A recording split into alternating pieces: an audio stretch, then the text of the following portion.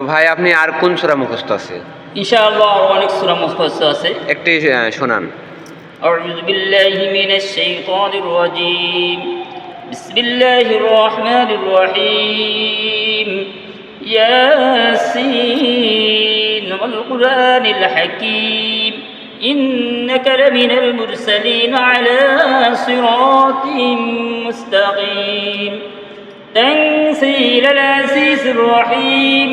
لتنذر قوما ما أنذر آباؤهم فهم غافلون لقد حق القول على أكثرهم فهم لا يؤمنون إنا جعلنا في أعناقهم أغلالا فهي إلى الأذقان فهم مقمحون وجعلنا من بين أيديهم سدا ومن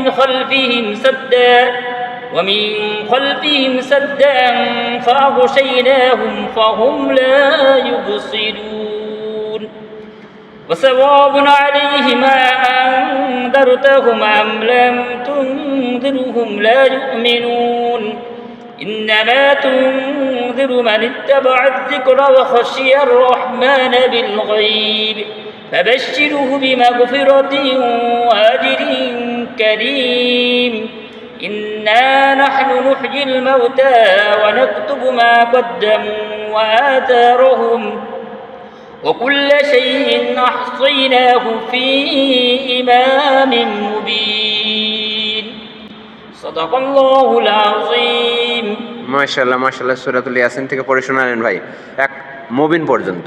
মাশাআল্লাহ অনেক সুন্দর হয়েছে। আর কি কোন সূরা তেলাওয়াত করে শোনাতে ইচ্ছুক আপনি? আউযু বিল্লাহি মিনাশ শাইতানির রাজীম। বিসমিল্লাহির রহমানির রহিম। ইযা ওয়াকাআতিল ওয়াকিআহ লাইসা লিওয়াকাআতিহা কাযিবাহ খাবিদাতুর রাফিআহ ইযা রুজ্জাতিল আরদু রাজ্জা ওয়া বুসাতিল জিবালু বাসসা। তো ভাইজান আপনি কি আরো কোরআন তেলাওয়াত করে শোনাতে ইচ্ছুক? ইনশাআল্লাহ। তো আপনি আরো সূরা রহমান পারেন কি? আউযু বিল্লাহি মিনাশ শাইতানির রাজীম। বিসমিল্লাহির রহমানির রহিম।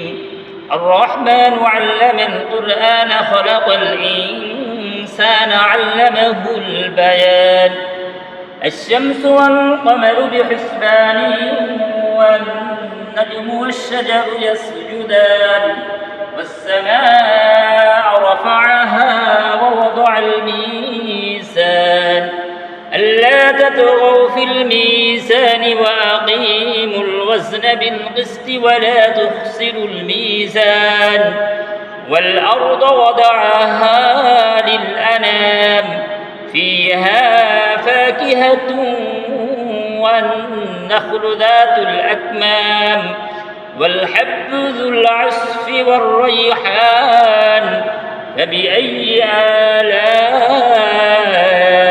ربكما تكذبان صدق الله العظيم মাশাআল্লাহ মাশাআল্লাহ সূরা রহমান তেলাওয়াত করে শোনালেন ভাই।